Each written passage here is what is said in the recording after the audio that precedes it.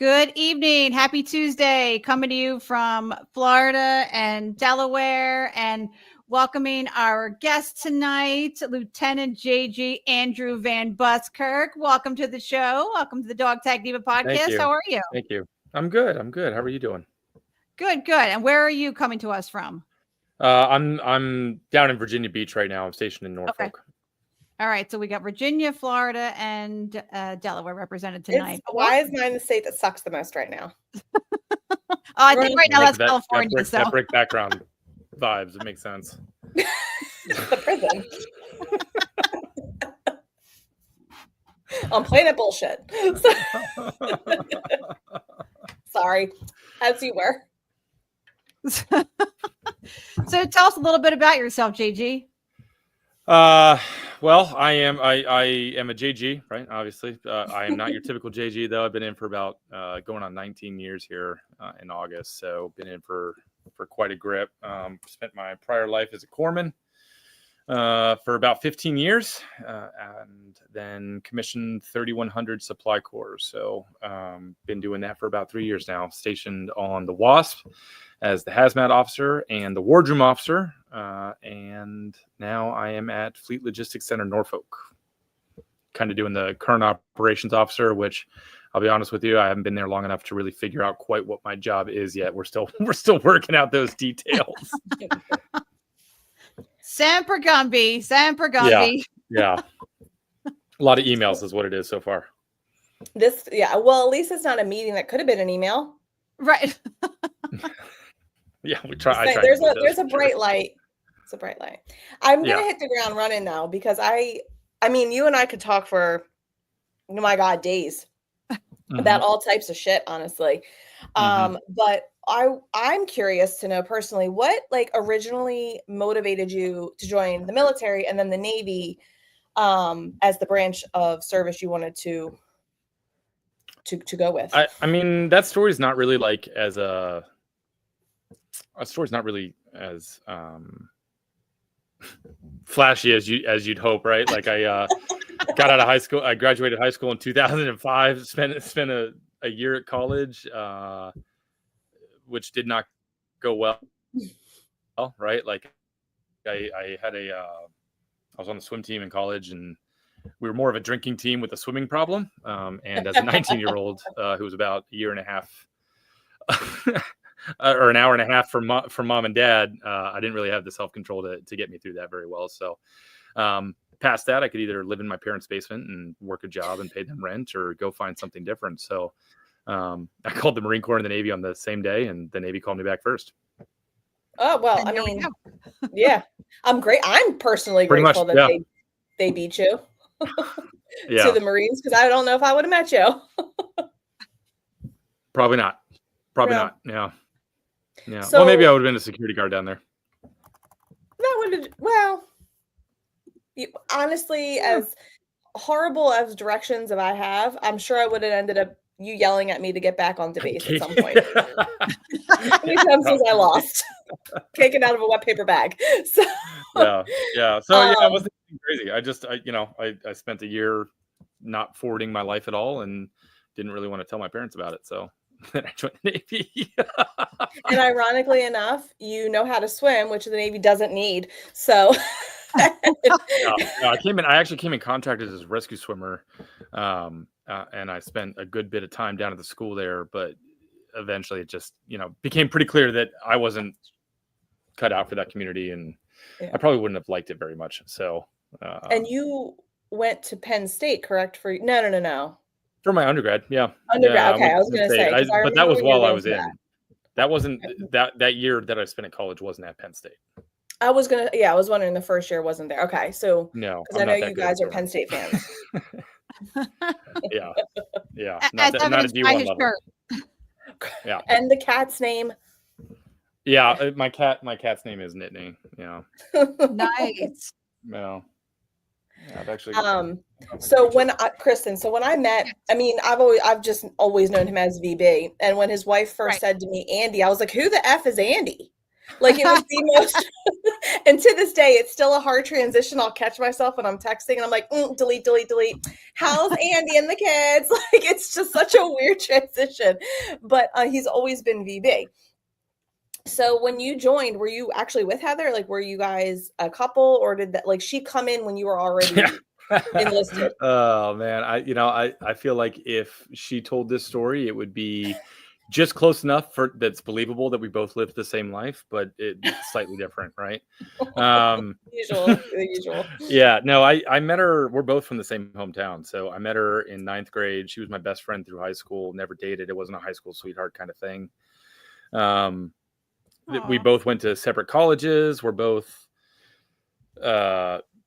dating and everything like that. Then I joined the Navy, and right like a week before I went to boot camp, her and I decided, you know what, maybe this is something. Maybe we should try something, which is the kind of relationship that will never work out correctly, right? Like, don't start one at that point, So I think it made it like probably halfway through boot camp before both of us realized this was stupid. We need to figure out what's going on.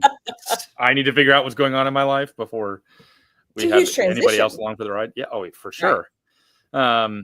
So then it just kind of turned it into this like on again, off again situation with her. And she eventually just kind of cornered me in my parents' hot tub. And she was like, look, you need to figure. Yeah, she was like, you need to figure it out. Hold on. No. I mean, like, we were just like, I was home on leave. We were just hanging out, and she was like, look, I can't keep doing this. I can't keep being your friend. And with no possibility. It's either all or nothing. To which 100% fair. I didn't like it in the moment, but it was 100% fair, right? So I was like, well, I'm getting ready to go to Newport, Rhode Island for I was in the middle of a PCS at that point, and I was like, why don't you just, because we're from Pennsylvania, so why don't you just, it's not too terribly far of a move for you. Why don't you move up there? Let's see what happens. So she did. We spent like 6 months planning that move, and then 3 months later we were married. Nice. Once we lived together for 3 months, we're like, well, Rhode Island. Yeah. I was stationed there, and then I went IA down to Gitmo. Right. Well, yeah. The rest is history. I'm not supposed to say that. No, I did a whole Gitmo show. You're fine. Oh, okay. So I was like, oh yeah, no. When I met you, you were a corpsman, and so Kristen, I always was like, you're like a Yoda. Like, he's wise beyond his years. Like, he's been here before, and like I know he probably doesn't feel that way half the time. And like I know for a fact, I don't know what I'm doing. I don't know what I'm doing. But it's okay because you sound like you do. So Confidence, I know kids. Heather would be like, no, he's not. Like, I already know Heather and I had that conversation. But I knew that like officer, I had this talk with my husband when he was contemplating after his bachelor's going officer, and he was like, I can't imagine leaving them and not leading them as an NCO. And for us, that would be like chief essentially, and up to a point. So he never made the transition. He took it all the way up till retirement. But you transitioned, and I always knew if you did do it, you'd be an amazing officer. So I want to know originally what made you make that jump? Yeah, I think originally it started off. So it was like a 10-year dream for me. So it started off in like 2012. I didn't commission until 2021. But actually, while I was in Rhode Island, I made second class. I kind of got my first taste of like legitimate decision-making ability. Like obviously as a second class, you still had to ask people and whatever, but there was also a lot more space between the guardrails. So I kind of got my first taste of that. And I realized that I kind of had a little bit of a natural talent to leading people. And if anybody knows me from back then, first of all, no, you don't. But that like my first foray as being an LPO didn't really go that well, right? Because like a lot of people, I was making too many drastic changes too quickly. And so it was rubbing a lot of people the wrong way, right? And I was absolutely not leading effectively. But I was in third class. I didn't know any better. You know what I mean? So you don't know what you don't know. Right. to this day, I'll die on this hill that I was still making effective changes, right? It was going in the right direction. Just people didn't like that it was going in that direction and how I was going about it, which is That's fair too. 75% of leadership for sure. Correct. I just didn't know. Right. Yeah. But, so I got that kind of like taste. And then I was like, you know what, let's study leadership a little bit, because it turns out that like leadership has, there's a psychology to it. And it's not even just psychology, it's sociology. You've got to have the soft skills of communication, the ability to stand up in front of people. You got to have those hard skills of like actually being able to use Outlook and Excel and PowerPoint and how to do the technical side of the leadership. You know what I mean? And Penn State actually offered a bachelor's of science in organizational leadership, which is like a combination of labor and employment relations, which is kind of like collective bargaining, dealing with unions, that kind of thing. And then the psychology of leadership. So as I was going through that, the goal, like since then, the goal was I wanted to be an officer. And I think that, I mean, Lauren, you kind of brought up a interesting point, is that there's a key difference between NCO leadership, chief petty officer leadership, and officer leadership, right? They do different things. The job is functionally different. And if you're, you know, for anybody who's listening, if you're looking at trying to go officer and you're currently an NCO, you're, you know, third class, second class, whatever, I would encourage you to really examine what you want to do. Most of the officer side of things is not really the art of leadership. Most of the officer side of things is the technical skills of planning budgets, looking out 6-12 months from now. Where is this command going to be? Once the policy, once the guidance is established, you have to push that to your NCOs to execute what your vision and what your goals are, right? And as courses need to be corrected, you're correcting the course. But that direct day-to-day leadership, that's not really what officers do. You know what I mean? So you got to kind of analyze what you want to do. And for me, I very much wanted to try and have as much influence over policy to make the lives of people better. I mean, so that's why I did it. I think that's huge, because I remember chatting with you. I don't know if it was like before you went to see duty or after you got back, or I don't know, but it wasn't that long ago, about a year or so ago. And you were saying how bad the morale in the Navy can be. And I was like, I agree. I obviously, as an officer, when I was in the Navy, had a different experience than the corpsmen, the enlisted in general, right? We all know that. We had a lot of talks about that at Cuba. That was a lot of where our friendship came from. I shouldn't have crossed. I very much so crossed too many lines, but I digress. But I lost where I was going with that, VB. Jesus. Sorry, my bad. It's okay. But talking about Gitmo, talking about being an officer. Well, and the difference between experience between an officer. It's fine. Kristen, pick it up. I don't. It's not coming. Well, no, but you bring up a really good point that, you know, you're leading, even when you're enlisted, you're still leading as you go up in rank from HM3 to 2 to 1 and chief. But officer leadership is definitely different from enlisted leadership, and especially the higher up in rank that you go. And, you know, for me, it's just, I find, you know, the enlisted are supposed to handle themselves and, you know, and go up the chain that way. And I'm just, you know, the officers, we kind of hurt ourselves. And, you know, I came into the role as an OIC, and my instinct as a leader was to step in and manage the enlisted. And the chiefs are like, man, we got this. And I'm like, okay, I just want you to know I'm here if you need me. But being a leader, I didn't want them to think that I was stepping back. Like, so there's definitely a hierarchy of leadership that we follow in the military that I'm definitely not used to and don't see in the civilian side. Right. And it's kind of spoiled me a little bit, because I'm afraid, not that I'm afraid, but I am hesitant to take a leadership role in nursing in the civilian sector, because there is such a very clear hierarchy and chain of command and how things get handled that I'm like, I would be looking for my, you know, my chiefs and my HM1s to be helping me with stuff, and there's going to be nobody to be found. So. I will say the people that taught me leadership in the military were enlisted.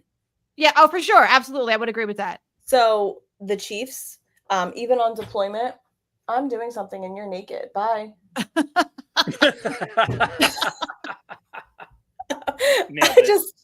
So this is motherhood, everybody. Green screen in the background. Thank you, Jesus. So, but and from Smitty, so HM1, and I remember one of the first things he told me, I was like, oh God, I was so green. I didn't know I know my ass from my elbow. And I hadn't even gone to DCO. I mean, don't say anything, BB. Isn't that why you asked me here? And I remember we were at this one training, and it was like a whole 4-day training. That was it. But he goes, I go to get food, and he's like, no, ma'am, you're gonna wait till all the enlisted eat, and then you're gonna go get food. And I'm used to the nursing realm where there's food, you just jump in line. It doesn't matter. You get your food. You get your food. And that he was like, leaders eat last. And that's actually a book. And it was a good book. I read it. But it was really good. You got that title from the Navy, probably. I mean, you're the one that told me to read the book. So I actually did read it. It was very good. But that stuck with me. It's one of the biggest things that stuck with me. And when I was struggling on PTs, if I'm like, oh my God, there's no way I'm going to make this last like 40 yards even, or whatever it might have been. And he would literally, his chunky ass would somehow come back to me. He knows I love him. He would come back to me. He'd be like, he would push me to the point where I was like, I would be throwing up. They weren't gang signs, but some symbols coming out of my hand. And I was like, I cannot get out of my ass right now, Smitty. He's like, but he would push me. And it's people like that, great leaders on the enlisted side that are NCOs, chiefs, et cetera, that are truly the foundation of the military, because the officers are so far removed. For sure. Policies and all that, yes, and pushing agendas that need to be pushed. But I feel like officers from 05 down are really middle management. And we're just the turtle shells taking, or not me anymore, but taking, aim from the uppers, and then from the lowers are also ricocheting off of them because they're getting it from both ends. Yeah. Well, I think there's a little bit of self-sorting that comes to that though, right? There seems to be, I'm a big fan of flat organizations. If you can eliminate as much hierarchy as possible, I feel that efficiency is created that way. You know what I mean? And the most effective teams I have worked on were the ones where the Lance Corporal, because it was on the green side, but where the Lance Corporal and the Lieutenant Colonel were on first name basis. Most effective team I've been on, right? And because that the Lieutenant Colonel said something that I adopted, and he ended up saying, he was like, I don't care what you call me. You can call me sir, you can call me Lieutenant Colonel, you can call me Derek, it doesn't matter. Because ultimately, you know what's on my collar, you know what my power is, and I know what's on your collar, and I know what your responsibilities are, right? And as long as we hold each other to those lines, and we hold each other to be accountable for what we're accountable for, we will be effective, right? And that's really I think good. That officers tend to we tend to self-sort a little bit, right? We kind of offload a little bit of that leadership stuff to the enlisted, because the officers are like, oh, I got meetings to do, or on the medical side, I got patients to see, or, there's some giant Excel spreadsheet that needs updating once a month for no reason, because nobody looks at it, right? But we feel that is the super important thing, when in all reality, if we just stripped all that away and got more involved with quarters specifically at the beginning of the day, right? And just showed up and just said, hi, here's some stuff that I'm working on. Here's a book that I'm reading. I recommend you read it. This is what's good, right? You don't have to do the daily business. You don't have to tell them what they need to do. You're right. The chiefs of first classes, let them do that. Let them get that experience. But showing up and be part of the leadership team, there's a lot of people who don't do it, and I don't understand why. Yeah. I noticed a lot of, I came from, we've discussed in length, on the show, but I've been a nurse 16 something years. So when I came in 3 years as a nurse into the Navy, I was still green all the way around, right? 3 years in is not you don't know much still. But I noticed when I came in, I was like, there is a ton of freaking segregation in the military, and that was so jarring at first to me, because as everybody, I blurred a lot of lines in Gitmo, but I also didn't notice those lines. They weren't where they should have been, I should say, when I was also, as a reservist in the detachment I was in. And it's very alarming when you go from as a nurse, or maybe any other civilian sector. I can't speak for any other professions, But when you have your nurse manager, you, and then your techs, and your techs answer to you, but they don't, you delegate more than you boss around, because no leader should be a boss. They should be leading. So I got in and I was like, what do you mean I can't sit with them at the table? Like, it was so weird, because I would drive in. I worked with a corpsman. We were both nurses in the ER together, and he would pick me up because he drove past my house every day to go to drill. So he would pick me up one month, the next month I would backtail, and like we would take turns carpooling. But as soon as we got on base, he would salute me, and I'm like, this is so bizarre. And he would not be able to sit with us at lunch usually. And I'm like, what decade are we in? And it was just so weird to me. And I remember Kristen being like, well, honey, you got a lot to learn, because she had been in before I got in, and she kind of took me in like to mother me at first. And then it became like just straight on like my go-to girl. But it was just, it's a lot. And I think for any JO or a junior enlisted, like, it's so far removed from what we do in reality in everyday civilian life. And I think that takes a big pill to swallow and a lot to understand. And then when we get out, whether you're a reservist or active, a veteran or retired veteran, it's a lot to go back to normal. Yeah. Well, I was actually going to say too, that I feel like you probably struggled a little more than most, because on that debt, I think there was only 3 active duty people on it. It was all reserves, and none of you had really worked together other than that week before we went down there. Yeah, but either way, out of 180, it was minuscule, right? Less than 1%. But like I'll tell you, all of the active duty that was there, we were all just like had our hands in our head, because we're like, they don't even know, like, the basic stuff that we all learn every day, that we lived, right, was not things that you guys had lived. And that experience was so vastly different that like a lot of us felt like, holy shit, not only do we have to get through this deployment, which is a challenging deployment in and of itself, but now we've got to kind of figure out this weird pseudo culture that's like kind of military, but not really military. But then like to all outside entities, it's got to look military because, they're active duty too.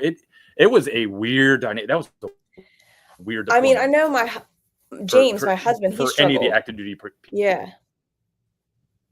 people, I'll tell you. And on that note, we are going to take a quick break. And when we come back, we're going to talk more about leadership and transition and military Navy life.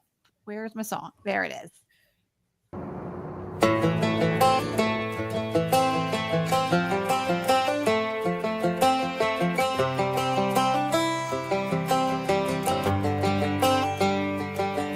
It's the guts and it's the glory, 100 stripes, 100 stories. It's the Pledge of Allegiance on the 4th of July. It's them handwritten letters from home. It's them sleepless nights alone. It's his newborn baby he left with his wife. Mr. Red, White, and Blue, lay down, here's a line. Mr. Red, White, and Blue, for these stars and stripes, hey.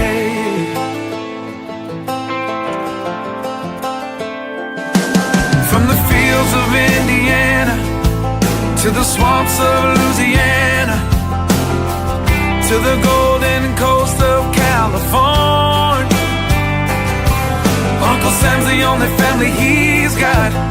His purple heartbeat won't stop, and his 18th birthday was the day he was born. Mr. Red, White, and Blue, lay down, here's a line. Mr. Red, White, and Blue, for these stars and stripes. Mr. Red, White, and Blue, stand on the front line.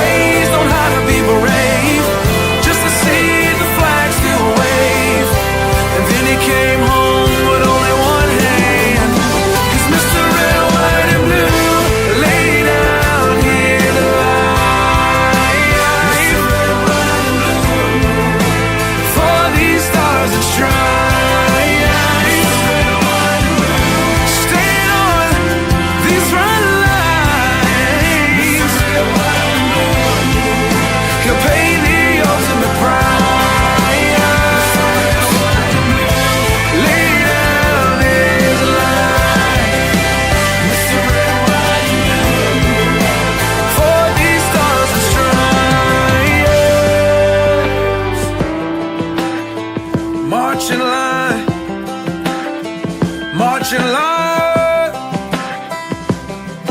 Hey. Hey.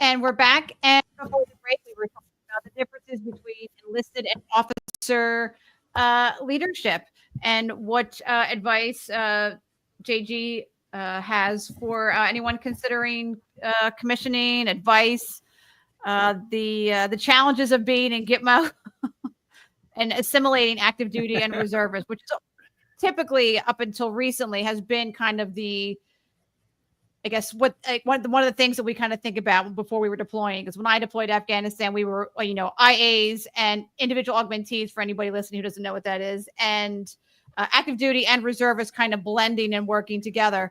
And active duty folks, you live it every day. You're used to it. Even if you haven't worked together, you still kind of know what the day-to-day is like, as opposed to reservists who have to assimilate into an active duty life when we deploy. And then we come home and have to re-assimilate again. And it's kind of a struggle. I mean, and I experience, even when I go away on active duty for my 2 weeks and I come back, it's still a struggle. It's like, where are my corpsmen? They don't make them like they do in the Navy. No, they do not.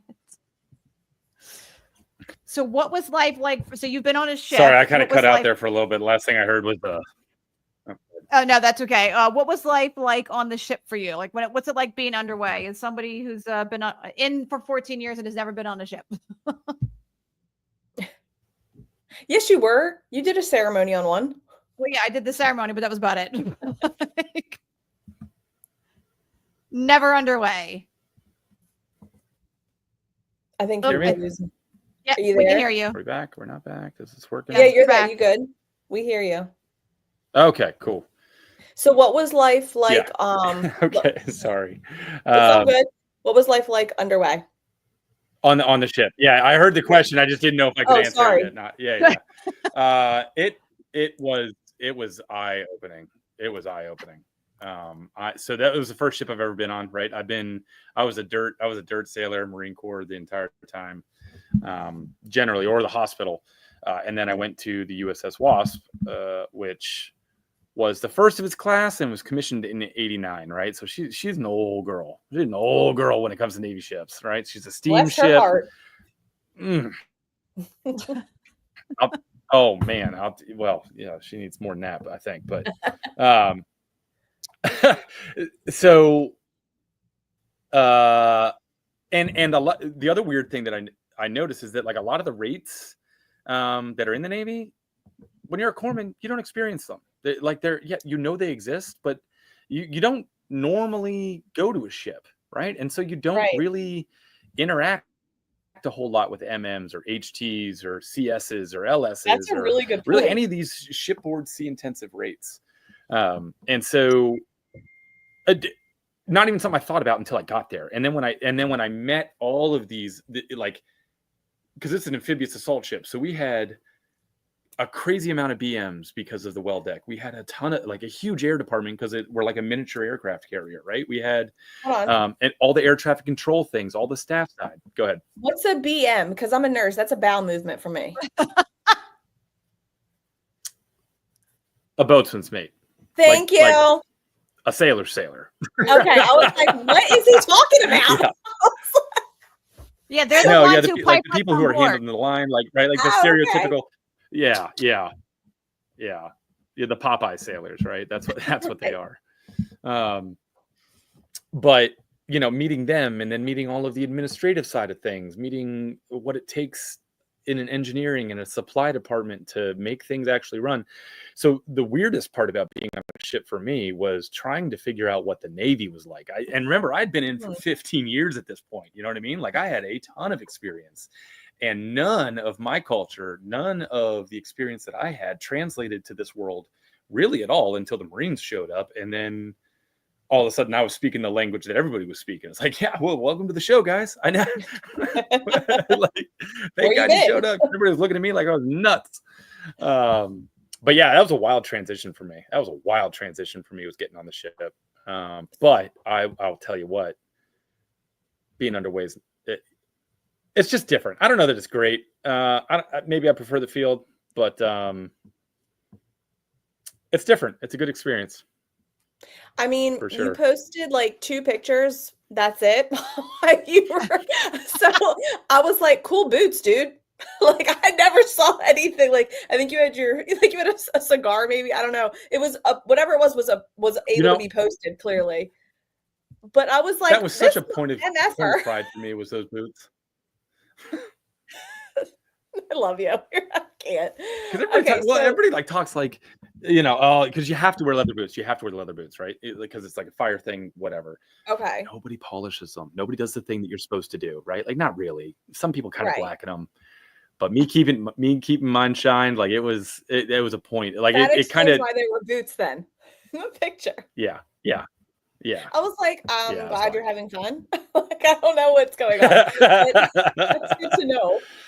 So then since it was clearly a transition, how did you stay like mentally or, physically even like on top of your game, sharp and just being able to like meet every day without being like, F this stuff? I mean, the real answer is I didn't a lot of the time. You know what I mean? Like that, like, no, I like that. Yeah, well, I mean, there's a lot of times when, I didn't meet the goal. You know what I mean? I've walked away from that tour more so than anywhere else that I've been with,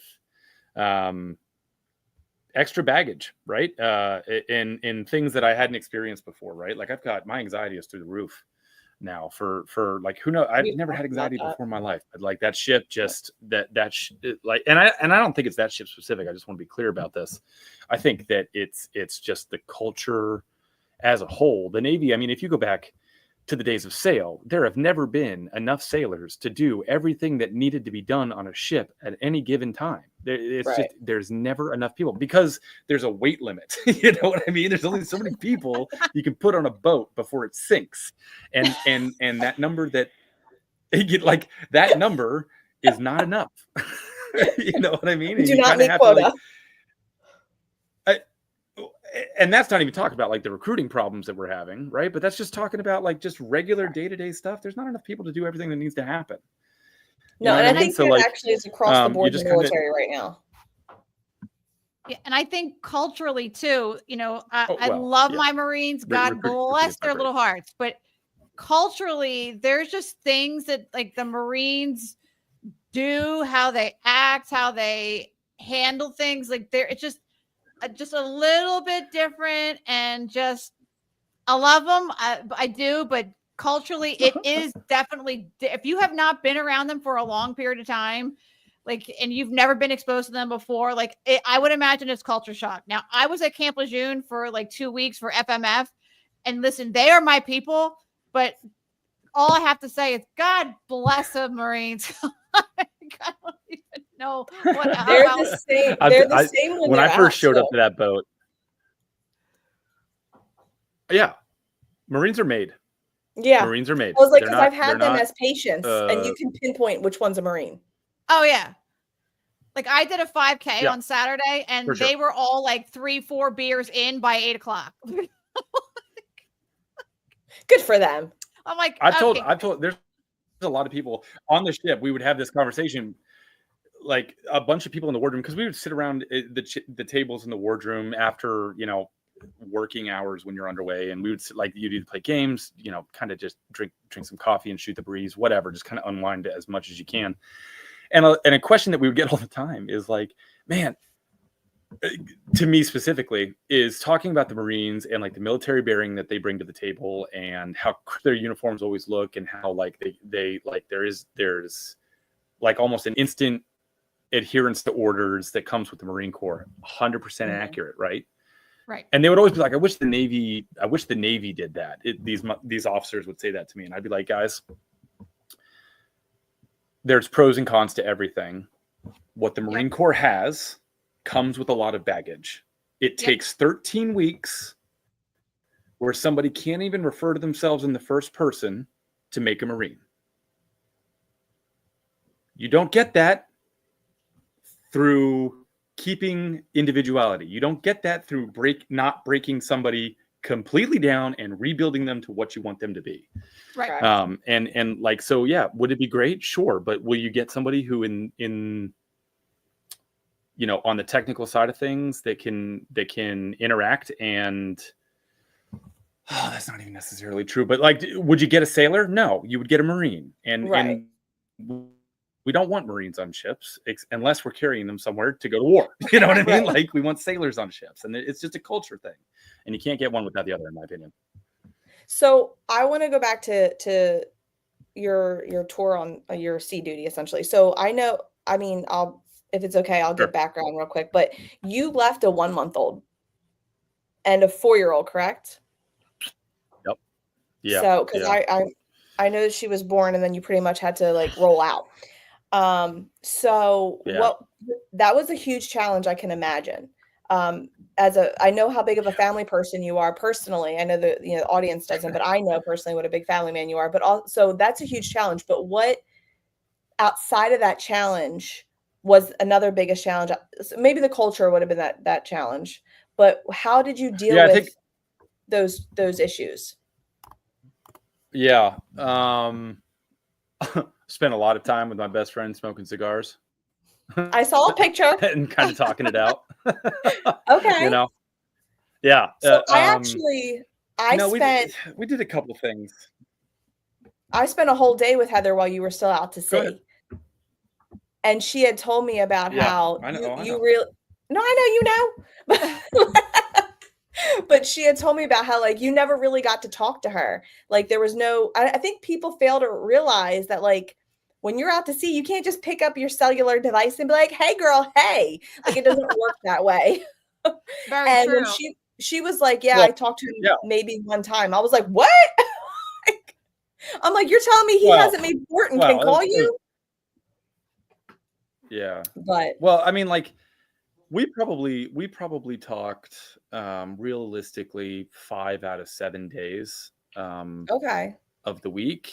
But those conversations were limited to 20 to 30 minutes, you know, and in those 20 to 30 minutes, I'm talking, well, it was limited on my end, right?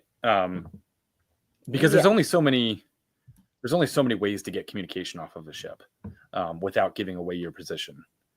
And there were 3,000 people on our ship. Wow. So there's just a natural bottleneck. And in addition, like our ship, like the Wasp was built in 89. There weren't cell phones in 89. There weren't laptops. None of that existed, which means there was a Wi-Fi structure to support that kind of tech. Yeah. And so like the ship just wasn't built with that kind of thing in mind. And the thing that it was built in mind, you know, all of that equipment was bought in 89. You know, it's just like it's old. So like some of it worked, some of it didn't work. Sometimes when we're going a certain direction, we couldn't make a phone call, you know, like that. Did you try turning it off and on again? The whole ship? Yeah. I didn't. Maybe the engineers did. You know, like I can't confirm or deny that happens. So clearly, that whole situation kind of helped mold you a little bit into who you are today. Because I feel like there's no way it couldn't, even though it was recent. I feel like there's no way that could have impacted your current state of who Andrew is. Sure. Yeah. Right. Yeah. So because you had already said about the anxiety, and I already know that you guys didn't get to have real conversations, because even when you're talking, even if you're limited on time, she's got a 4-year-old and a 1-month-old. That's she's absorbing 10% of what you say anyway, like from a woman's perspective. And you're, and I already know how it feels. I've had a husband deployed 4 times, and sometimes that communication is not great. And it's like the world's going on without you, and you're stuck in one place physically, actually, when you're on a ship, it's way worse because you're so remote. Like I knew where James was. Heather probably didn't know where you were, so I She had imagine the that. general idea, but yeah, no, it wasn't. Right, but it's not like in Yeah. Gitmo when she was like, so what'd you do today? And you're like, oh, I got dysentery at Chow. What'd you do today? Right. Like, it's not like you can have that conversation, like she didn't, what I'm trying for to sure. say. Yeah. So then what role? Yeah. Well, I couldn't tell her anything that we like the specifics really. Yeah. And that as a woman, that's no bueno. I would be like, I want to know everything. I'm like espionage day one. Yeah. Let's do this. But let's be clear, right? Like we didn't just go from absolutely no underway time to a deployment. You know what I mean? Like there's during the workups, she and I both and everybody on board had time to get used to what being underway was like. What kind of restrictions are there in our communications? What kind of things can we talk about? What can we expect while we're out to sea and what we're not out to sea? Like there's and before we deployed, there's no internet access at all, really, during these workups. So I would pull away from the pier, lose cell phone service, and that was it. Unless I could call her on what's called like a plain old telephone system, POTS line. Unless I could get a line out to call her, right? So these were a couple days at a time, a week at a time, 2 weeks at a time, and culminating in like a month long out at sea. So it wasn't just like out of nowhere, like, oh, suddenly he's gone and we all have to learn how to do this. There's a build up to it. Okay. So then, which if that didn't exist, there's no marriage that would survive. No, I mean, it's already 50% divorce rate. And if you're in the military, it's like 80. So I mean, like, whoa. Oh, wow. For those that make it, I mean, kudos. God. Yeah. Godspeed. Yeah. And we ain't trying to kill each other. No, I'm just kidding. But so what's one thing you would want to tell somebody that any sailor that could potentially go on sea duty? What's one thing you would want to like instill in their mind? You have to have a strong sense of self. You have to understand what it is internally to yourself that drives you to do the thing that you're doing. It is going to be very easy at sea to stray from that, right? So if you don't have a strong sense of self, if you don't have a core belief system that you can lean on those hard times, right? Like kind of leading to a question that you asked earlier, like, what did I do? There was a lot of times where like the stuff would hit the fan and I would think about like, this ain't it. This is not worth it. I don't want to be separated from my family right now. I don't want to be here. I don't want to be doing this job. This right now sucks. To which I would always answer myself, it's a good thing you're tough though, right? It's a good thing that you care about these sailors. It's a good thing that you're here to help them, because if you're suffering, they're suffering just as much, right?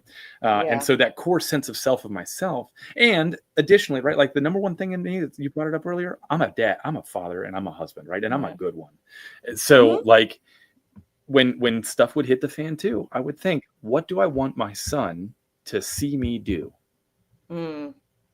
Well, better get after it. That's what he would want. That's what I would want him to see me do.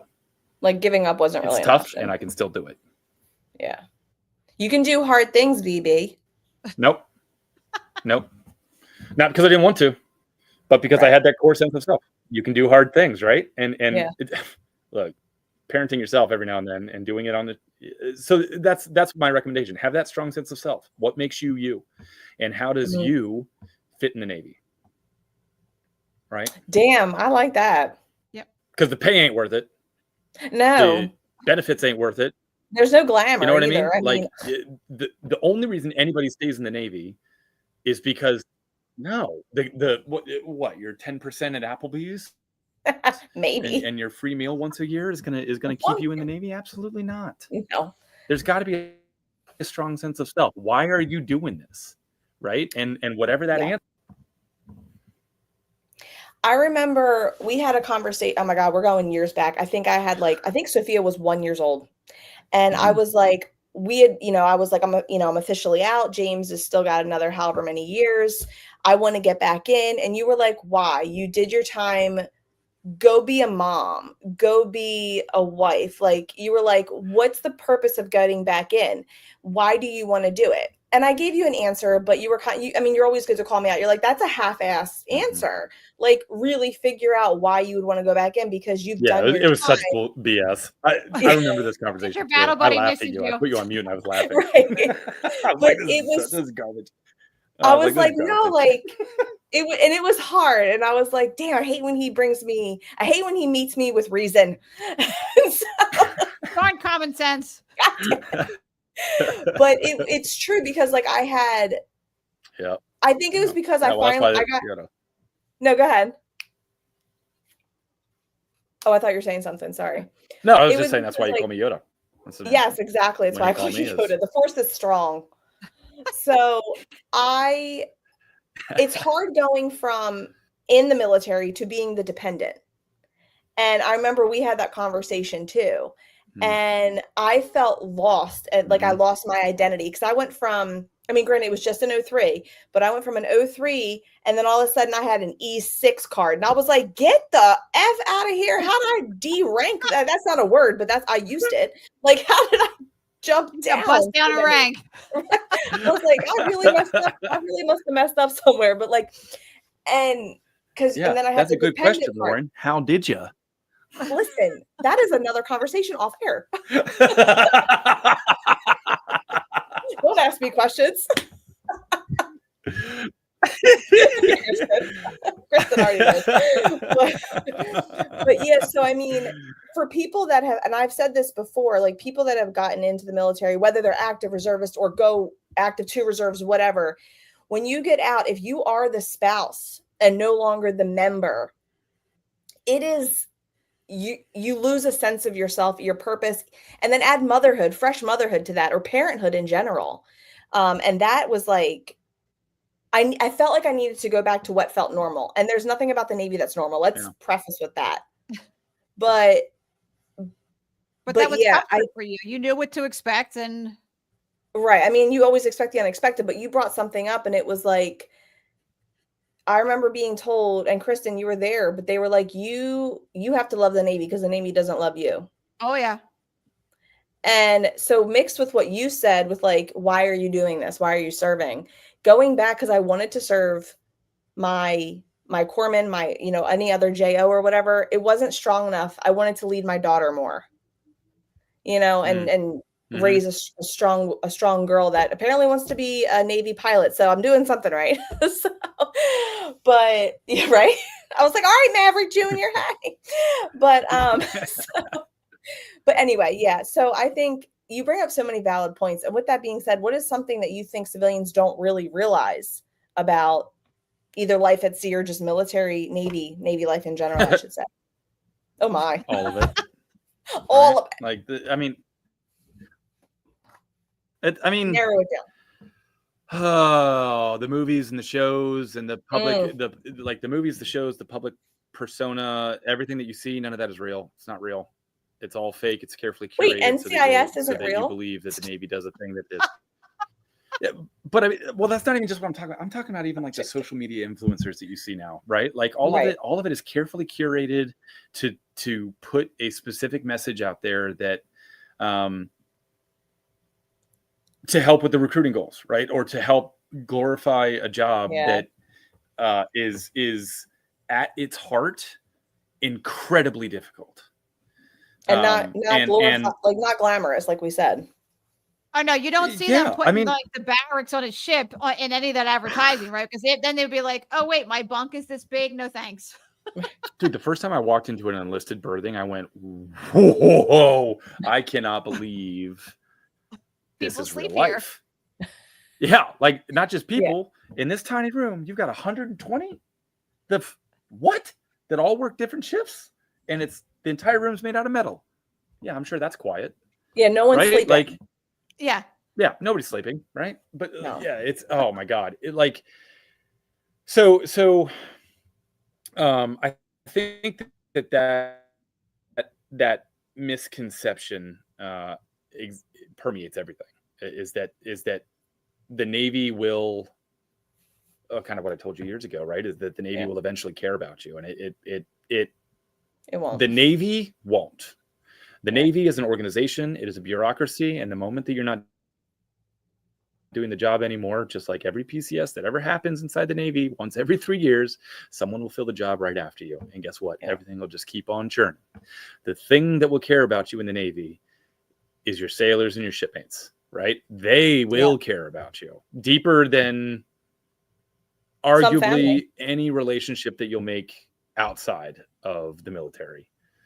Yeah, I agree. No, 100%. All family. 100%. I mean, I think so that's probably the misconception, right? Is that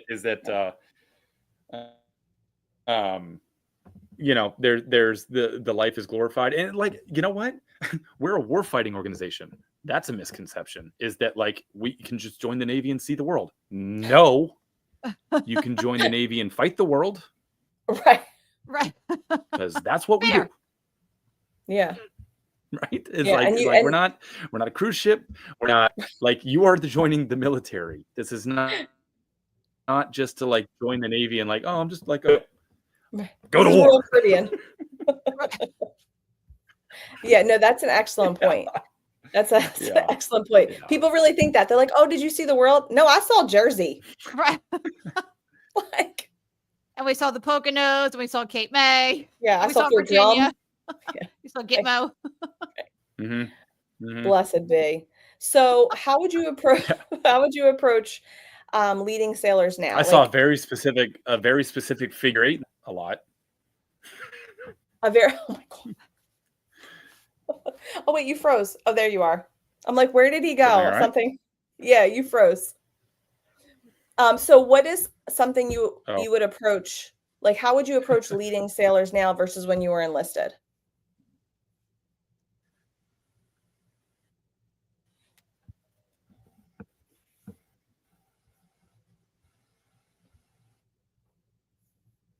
Oh, I don't think he heard you. I don't know if did I lose him or can you hear me? Or is he still thinking? Oh God, no, I heard you. Did you guys hear me? Good. Sorry, I was actually. We can hear you, but you're frozen, so it's okay. You're so handsome. It's okay. Nope, not thinking. I was answering. Oh well. Thank you for that. No, I think that. So the question was, how would I approach things differently versus being enlisted versus being an officer, right? Right, correct.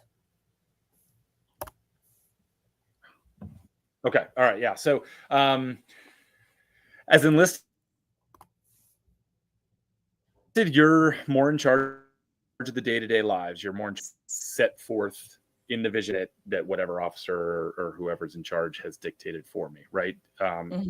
Doing the tasks that execute the mission. And so you've got to be a little more kind of on top of it, right? You got to kind of know people's strengths, people's weaknesses. What are they good at? What are they not good at? Are you going to put the guy who is like an absolute technical wizard with, you know, wrenches in their hands, but can't type an email to save their life? Are you going to put him in charge of your admin? That's probably not a good move, right? So enlisted side of things, you got to worry about that, right? Whereas on the officer side of things, you have to take the holistic approach of not just, you really can't even necessarily worry about how am I going to get there. You have to worry about, where do I want this to be in 1, 6, 12 months?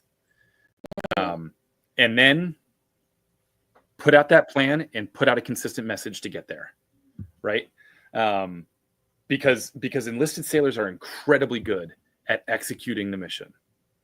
It is my job as an officer to create and pass down the mission, right? Because I'm in the O2, right? Like I don't dictate any mission right now.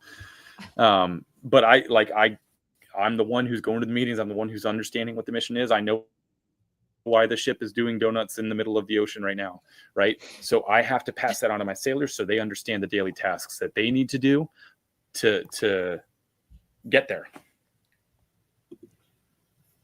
So that's the slight difference, right? Is like you just gotta expand it and remove yourself on the day-to-day a little bit, which was by far one of the harder things that I had to do because I love the day-to-day thing.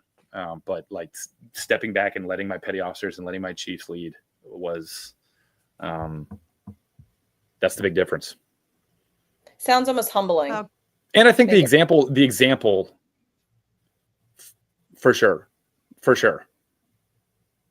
It, like I realized very quickly that the ship would be just fine without me. My shop would be just fine without me. Like if I just didn't do anything, everything would probably be okay. Generally, would it be perfect? No. Would it be incredible? Probably not. But would 3 meals a day? You know, my last job was as the wardroom officer in charge of the all the meals and hotel services within the wardroom. Would all of the meals been presented to the officers? Yeah, probably. You know, like I don't. And so I had to step back, and I had to make sure my sailors knew that too, because I don't think that sailors are told enough how good they actually are. No, yeah, correct. Agree. You know, yeah. Yes. I don't think we go ahead. I was just going to say, I don't think that we expect enough out of our sailors. I think that like too many people think that, you know, in my SOP, I have to write absolutely everything down, every single word, exactly what they need to do, everywhere I want their mouse to click, every keystroke. No, absolutely not. Most of these people who are in the military are really, really smart and really want to do a good job. Yeah. Let them do it.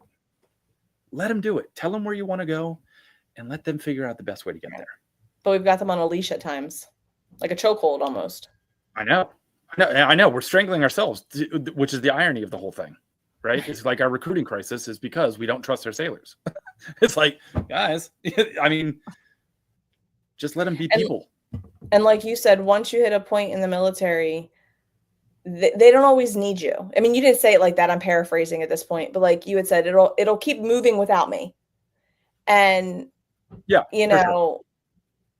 I think it's like it's a nice reward to know that, or not a reward. I'm going to use the word humbling again because my brain is fried, but it's humbling to know that no one effing needs me. It's still going to be okay with or without me because your family is the one, you know what I mean? Like it comes back to like, if you're, you know, being the family man you are, being the good dad, great husband you are, great dad, great husband you are, that, you know, they're the ones that can't replace you, but just like any other job, the military can, you know what I mean?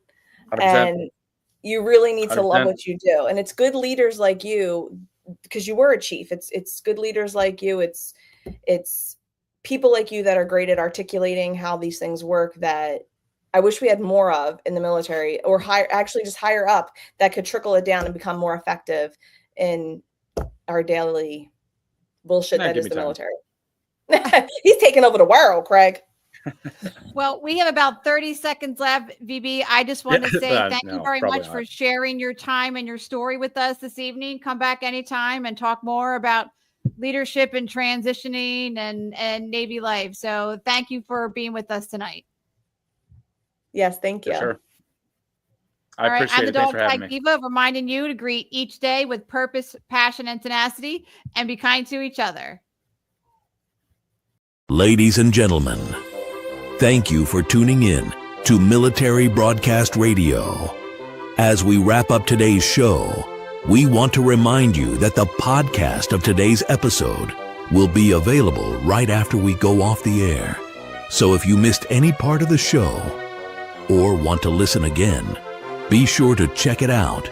And remember, we're here to support and honor our veterans.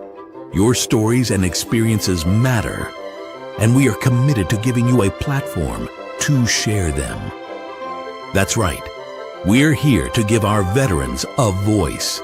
So don't forget to catch the podcast and stay connected with us. Giving our veterans a voice.